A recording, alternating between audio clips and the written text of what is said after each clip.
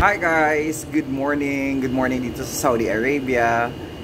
It's been a while. Ang tagal kong hindi nag-upload ng video since 6 months ago because of my adjustment. So, andito tayo sa labas. Ayan, sa labas ng bahay namin.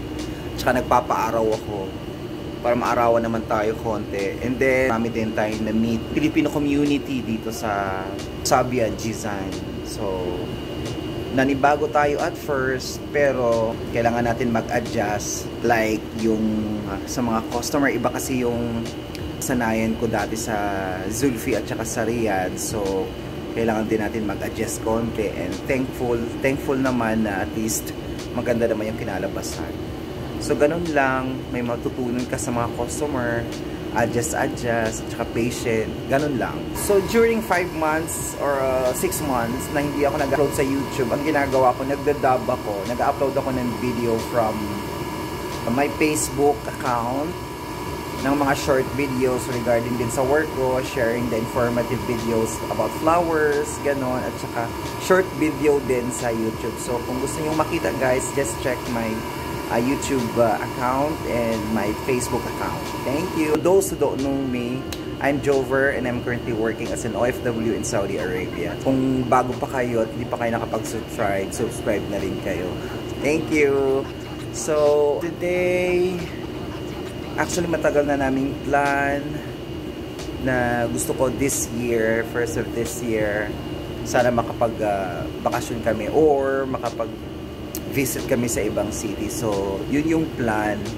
So, this time, ito na yung timing at saka ito yung the best time na matutuloy kami. We're visiting Abha City. Sabi nila malamig daw doon kasi dito sa area namin hindi malamig. Kaya, I'm excited guys and excited to share with you my journey and this adventure.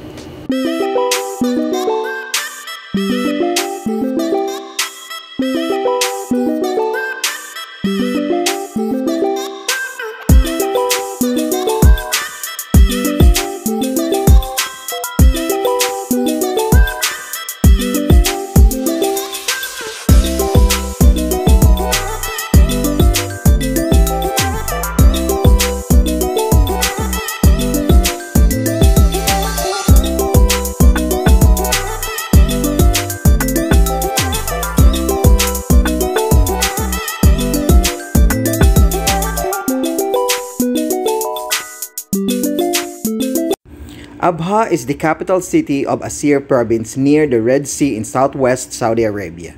It's known for the craggy mountains of Asir National Park, which is home of the birds, dense juniper forest, and towering Jabal Suda Peak. Good morning! Ito na naman tayo. Nagbiyahe kami kagabi, madaling araw, ng alas 2 from Sabia to Abha, and then nakarating kami around 4 dito. So, natulog kami agad kasi pagod. So, kailangan naming kumuha ng lakas para ngayong umaga nga. So, this time, tanghali na siya. Inaantay lang namin matapos ang sala. So, magla-lunch lang kami outside. Tapos, dire-diretso na iikuti namin ang Abha. So, titingnan natin kung anong magandang scenic spot. O scenic spot dito sa Sabia. So, nandito kami ngayon sa hotel. Dito kami nagpahinga konti. So, ang pangalan ng hotel ay Danat Al Muroj. Ayan, sobrang ganda. Ayan, so ipapasyal ko kayo kung nasaan kami ngayon. So, ito yung main door. So, pagpasok mo, ito agad yung kita mo. Ayan. So, ito yung bathroom na isa sa labas. Ito isang room. Ayan. Hello. Isang room. Ayan. Ayan yung kaibigan ko. Ayan. Si Harold. Hi ka. Hi. Ayan, ang ganda ng bed. Ayan, ito yung ano nila. Room. Sobrang ganda. Tingnan ko may ilaw. Ayan. Wow. Tapos ito yung kusina nila. Ayan. Ang ganda. Tanong ko mamaya kung magkano yung ano nila per night. Tapos ito yung master's bedroom. Ayan. May TV na siya. Ito yung bathroom sa loob. Tapos ito yung sala.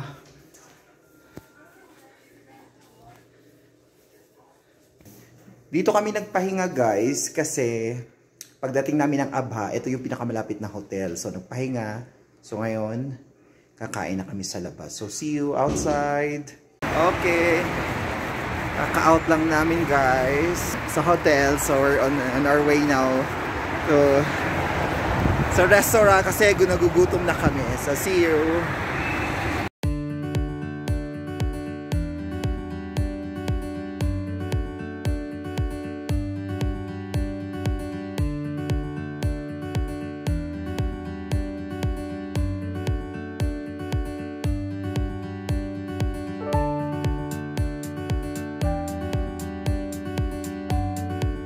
First stop po, ito yung restaurant na kainan namin.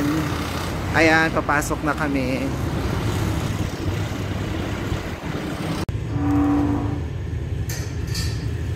Kain bilafia.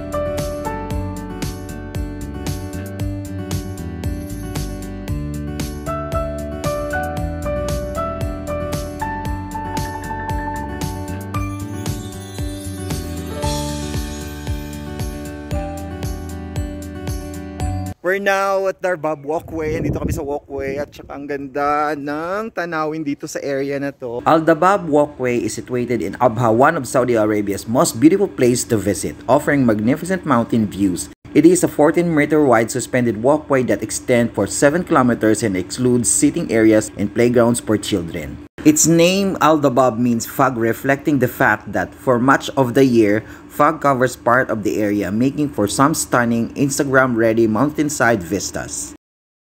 Ayan, si Harold naglalakad, nagmumuni-muni.